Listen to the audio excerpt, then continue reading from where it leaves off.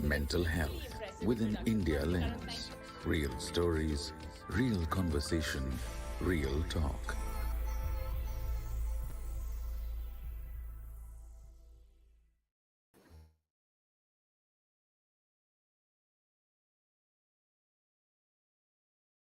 Hi, everyone, and welcome to another edition of the Health Collective Talks. I'm Amrita Tripathi and really excited to welcome today two incredible speakers, folks with lived experience. Many of you know them from their work, and it gives me great pleasure to introduce them to you. We have joining us, if I can work this out, Arjun, who is a counseling psychologist from Hisar in Haryana. Arjun has completed his master's in psychology. This is back in 2022. And he's written two books on mental health. He's currently working, Arjun, with a focus on men's mental health. It's Yeah. quite unusual. Um, you're also the founder of My Intuition. So you work very closely with students and look at psychological aspects of that as well. So really, really happy to have you here. Thank you so much for joining us. Thank you for having me, Amrita. Okay, let me try and get on. Yes, we did it. Let us introduce or reintroduce rather Shubrata Prakash, who's an officer with the Indian Revenue Service, the author of the book The D Word, A Survivor's Guide to Depression, which came out several years ago, Shubrata, and actually was one of the first books with an India lens when it comes to lived experience. So huge congratulations again on that. You've been a really vociferous mental health advocate, of course, a contributor to the Health Collective and our book, Real Stories of Dealing with Depression. And you talk a lot, Shubhata, about depression, but also living with ADHD. And you've been a sort of sounding board for a lot of people as well around this. Yeah, I do, Amrita. Thank you so much for having me on the show today, and I'm really happy to be here, which, as I keep saying, is much easier than talking about my job. So, although this is it's more of a personal challenge than the other thing.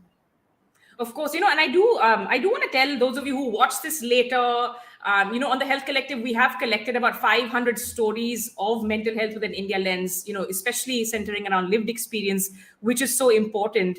Shubrata is one of those people who keeps telling us she doesn't think, or she wishes for the day it wasn't, you didn't need courage or you didn't need to be brave to talk about these things. But let's be honest, Shobh, it is still India. It is 2023, even though this month is now also Mental Health Awareness Month, which is not just October, but this is also one of the months being celebrated. We know these are conversations that need to happen every day, not just for these kind of symbolic moments. Let me ask you a little bit about what you want to share about your own mental health journey at this point. I know you've had very many conversations and you've been in the media a lot, also raising awareness. What would you like to share about your own journey at this stage? For anyone who doesn't know me and who's watching me speak for the first time, I had a long and severe episode of depression, which was from 2012 to 2016. Diagnosed in 2011, but it was kind of up and down. I had depression, then I didn't. Then I had this longish episode, and then I got better. But then I had another mild to moderate episode last year, which I'm just coming out of right now. And it's really difficult to pinpoint exactly where it all started, but probably it started postpartum, even longer back than 2011. But since I wasn't diagnosed, so I wouldn't like to go there. And I also have anxiety disorder. I live with it every day. I don't know where the next trigger for an anxiety attack or a panic attack is going to come from. And I also have been diagnosed with ADHD a couple of years back, adult ADHD, although it was suspected for some time, but a formal diagnosis came about a couple of years back. And I'm right now at that stage of my life where, having had repeated episodes of depression and living with ADHD. ADHD actually is not a mental illness for those who don't know, but it's a neurodevelopmental disorder. It's a different kind of wiring of the brain. So that's something that that's just there. It's a different a way of wiring of the brain, and also anxiety. So with all of these conditions, sometimes it's really difficult for me to distinguish one from the other, and that's when I've decided to not go into the, let us say, the labels, and just stick with whatever symptoms I have, address them at the point that's happening. And so far, so good. I've been managing that time between 2012 and 2016. Those 4 years, I was not functional for most parts of it. I mean, it was really difficult, but lessons learned. And now, and with all the therapy that I did, this time when I had this episode, my latest one last year, which kind of I'm just coming out of now, that was a little easier to spot, and I was functional through all of it. In fact, I was handling two, three different charges at work. Even now, I'm handling two, three different charges at work at a different workplace. So this has been my journey so far, and I wrote the book, The D Word, which Amrita just spoke about, which is a little bit of which has a little bit of information about depression, and also a little bit of description of my own journey. Of course, it was published in 2016, so the book and my journey documents like till there. And thereafter, I have just been talking about mental health. I've been advocating quite passionately for awareness, as well as better treatments for people, and also getting some community support for it. And I'm hoping that, as Amrita said, there will be a day when one wouldn't have to be brave to talk about mental health or talk about their own lived experiences. Thank you so much for that, Shubrata. And Arjun, one of the things what I really appreciate about both of you is that one, that courage, of course, that day has not yet come. When it doesn't require one to be brave. You both have been so courageous in sharing your stories that it actually allows other people that window, right? It helps to create that kind of safe space for other people to also share. It helps other people know they're not alone. And I know both of you would have benefited from the same if you had known as well. You were not alone in your journey. I do want to ask you about your what you want to share at this stage, Arjun, when it comes to your own mental health journey. And of course, anyone watching, we do want to tell you that there are resources and help available in case you're feeling triggered.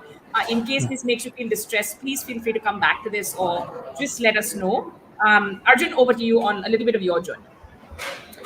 Yeah, so hi everyone. My journey with clinical depression started in 2015. I think it's around 8 years now, and I was just a 17-year-old boy at the time. And I was just so certain that I cannot be depressed because depression happens to weak people that I genuinely did not cooperate with any of my doctors or therapists for 18 months. And damn, did I suffer because of that.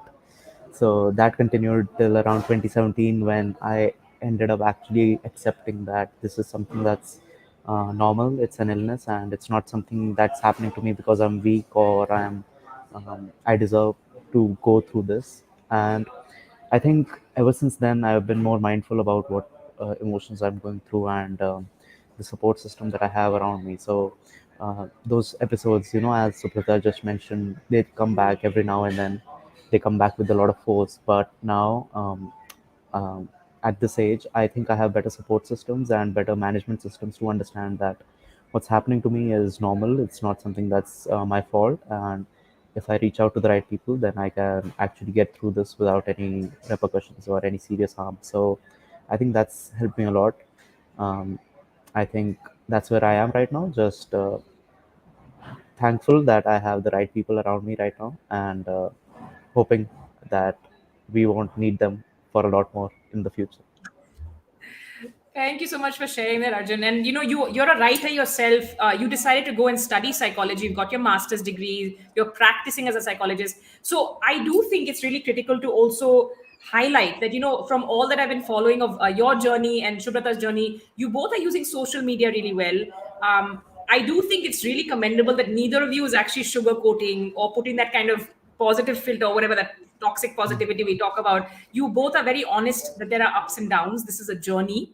Arjun, let me ask you a little bit about what are some of the caveats, though, when you have people who are following you on social, and of course they think that they know you, but what are some of the caveats we should be aware of in terms of, Insta psychology or pop psychology that comes across on social? Anything you'd want to flag?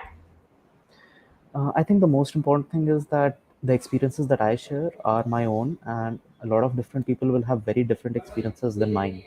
So the things that I'm sharing, things that help me, they help me because, well, they work, not because they are going to help everyone. So I keep it a point to make sure that I add this caveat to all my content about what helped me. That this helped me, this might not work for you. This did not work for me. It might work for you.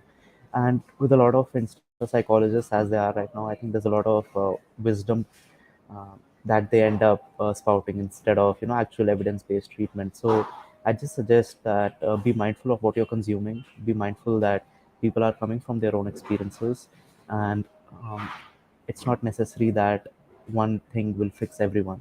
So do what works for you and be open to different possibilities as well. That's fair. And Shubrata, for you, in terms of what you have seen on social, from what you've shared, and what you think people should keep in mind?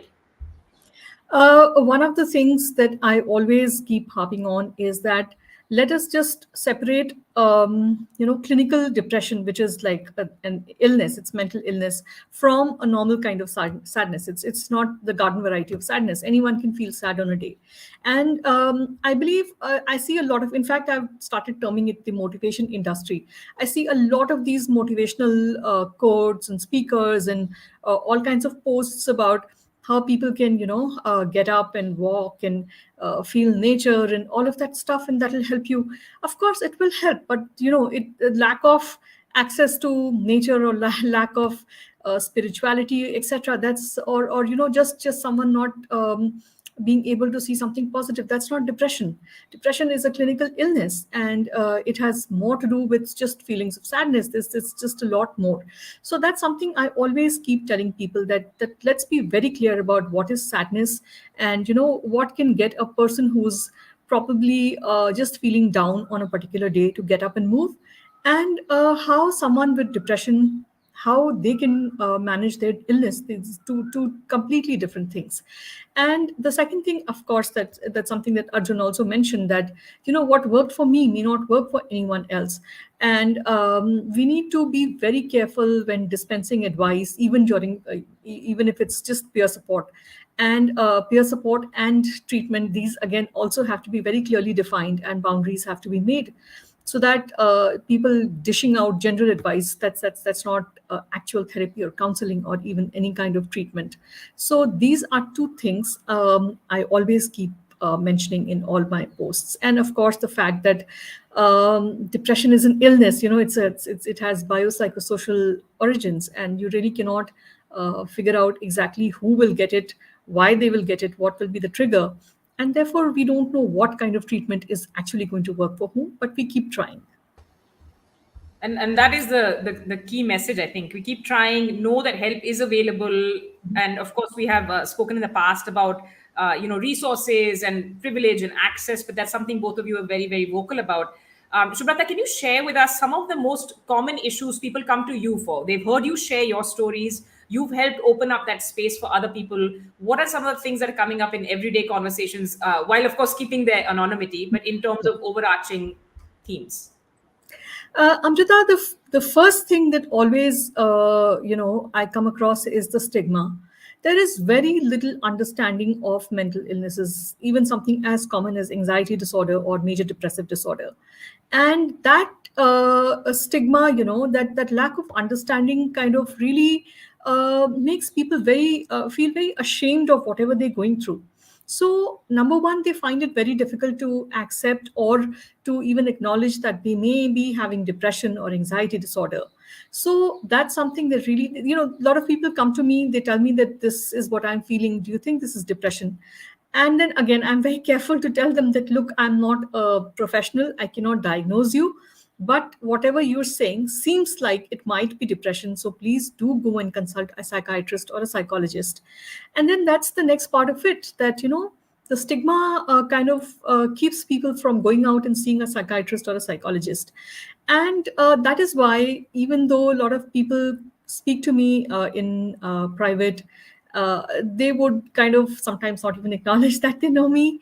And I see a lot of work that people do on different aspects of different social causes, finding space in the common areas of whether it's work or family, etc., but not so much mental health, because I do a lot of work, and I do this work just to help people. But even people who come to me, they are very careful that nobody should get to know that they're talking to me, and those things are still there. You would be surprised to know this, but it's there. Although I always have an open door policy, that please come and have a cup of coffee. And for some time, I had thought that I could, just put up a board outside my room, that office room, that this is a safe space for mental health conversations. But then a couple of people who come to me said, please don't do it, because, then we won't be able to come to you, because somebody will know that we are coming to you for this. So that is the kind of stigma that exists. One of my colleagues told me that she had to set up a separate Amazon account to order my book, and I think that's the biggest problem, the biggest challenge. That's the stigma that people just have to hide it. And that's another message that I keep giving out, that it's just okay to not be okay. It's an illness, it can happen to anyone. No one should have to feel ashamed if they have anxiety disorder or depression. Arjun, I saw you nodding when Shubrata was talking about some of this, the way people react to even asking for help, reaching out. They don't want to be, by association linked sometimes to these topics. But, I also do find it's important for us to tell people that, it's each of us that can tackle the stigma, right? It's one thing to have these conversations, but how are we in our everyday lives? How are we with people around us? You have not only talking about your lived experience, you're trained now as a psychologist, Arjun. What are some of the things that you notice, and are you finding that there's a generational difference? Are younger people, is it easier for them to come up to you? You can share. So my experiences have been very different in the two cities that I'm in. So in Hisar, where I am right now, it's a tier 3 city in Haryana, basically the heartland of Haryana. So there's a lot of stigma still here about talking to a psychologist, visiting a psychologist. I've lost some friends because I'm a psychologist. So as Suprata was mentioning, that people don't want to associate with you because of what you do. So that is something that happens here. And in Gurgaon, where I work most of the time, there people are more accepting of being a psychologist and talking to a psychologist. I have had people actually reach out to me and tell me the issues that they've been facing, and they say that they want therapy, but they don't know where to go for it, and they don't know how to access it. So I think it is still an urban phenomena. Urban phenomena. The acceptance of therapy is still um, located mostly in metro or tier 1 cities. There is still a lot of stigma attached to going to a therapist, especially among young men, even more so about going to a therapist. So what I have to do is I have to go to them, the students that I work with. I go to them and talk to them about what they're going through, and that's when they are more comfortable in opening up. So yeah, I think stigma is a huge burden and a huge barrier to mental health care in India right now. And when you're talking to these sort of younger people, Arjun, especially younger men, do you have to come at the subject sort of sideways? Is it often relationship-related stress, anxiety, depression, family pressure? What are some of the bigger picture issues that come up when you're able to strike up that conversation? So it almost always starts with relationship issues.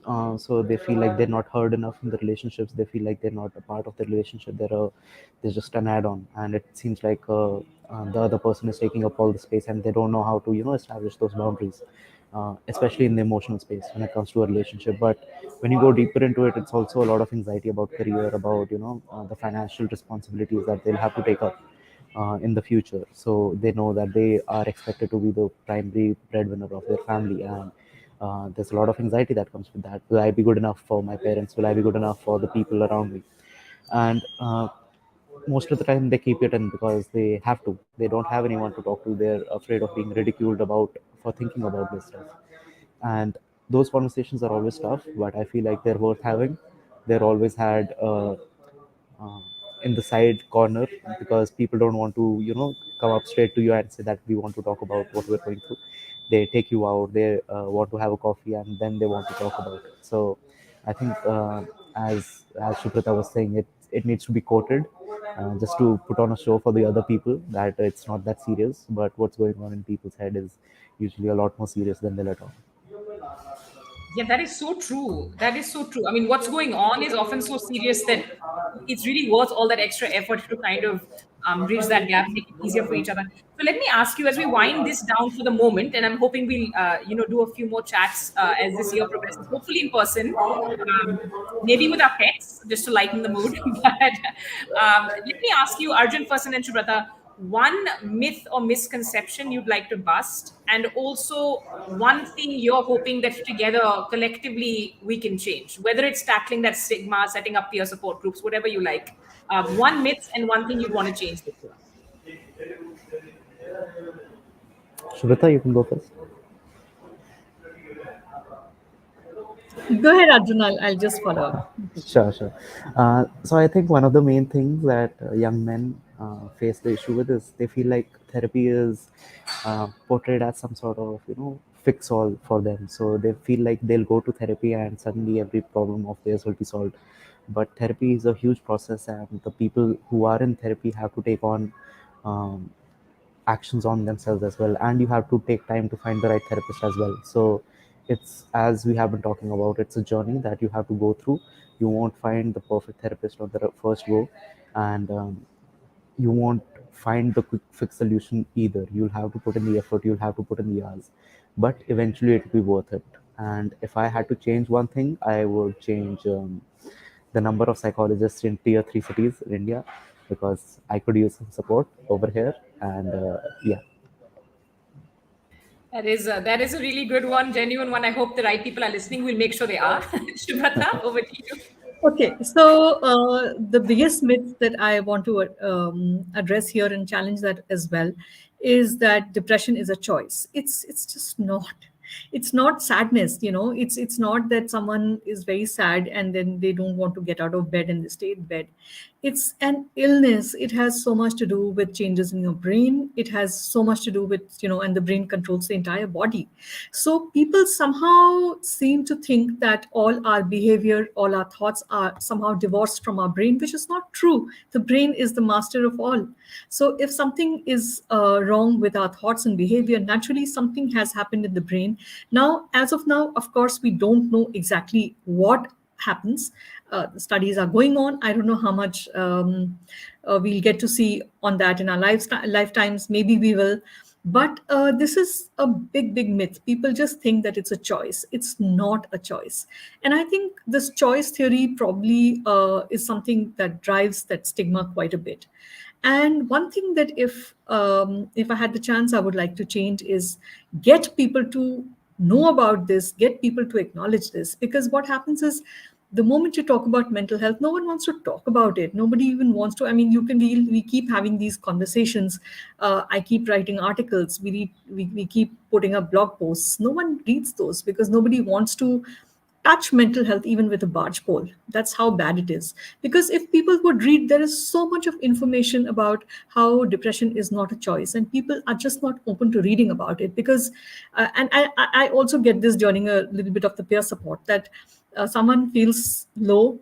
Someone may actually have depression. Of course, I cannot say that for sure because I cannot, diagnose. But I feel that they have depression, and then I tell them, and they talk to me, and then they get better for some time. Maybe the symptoms go away after a while, and they kind of look down on me that, okay, I got better, that was nothing, kuch nahi tha. And then I know I feel bad when this happens, not for myself but for them, because having seen depression so close up, I know it's going to come again. We all know that anyone who has it once, very likely chances they'll get it again. And this kind of attitude that, okay, Kotu, it was nothing, I got over it, I'm so brave, that's not the way it is. The Little bit of, strength. yeah, it's a little bit of denial also, right? Because you want to be like, it's Absolutely. done, it's over. Absolutely, But you don't. I will disagree with you on one thing respectfully. People are reading. I will tell you that people have written to me about articles you've written on our site. They will tell us a year later. So there's no way I can use this in our analytics and our, super successful, whatever.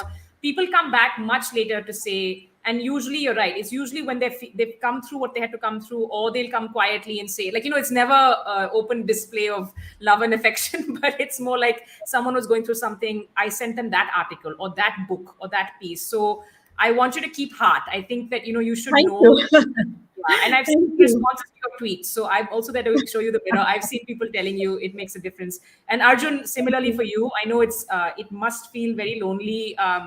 It's amazing that you are in Hisar, you're practicing in Haryana. We talk a lot about the, access to resources and help, and you're walking that talk. So please feel free to reach out anytime.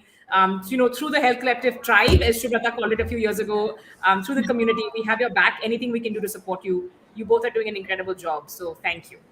Thanks so much. Thank I'll you. just keep rehearing what you just said over and over again throughout the day. Yes, absolutely. We'll do this again though in person. We'll come to you. Don't worry. Yes, even Thank better. you both so much. It's not easy. And I think, again, for anyone who watches this later, and we'll clip out some of these clips, we'll put the quotes up. Just know that there are other people going through very similar experiences. You're not alone. It sometimes feels like you're in your own silo and that nobody else understands, but other people are going through very similar struggles. So please know that help is available. Thank you both so much, Subrata and Arjun, for taking out time, and thank you for what you do. Thank Thank you so you. much.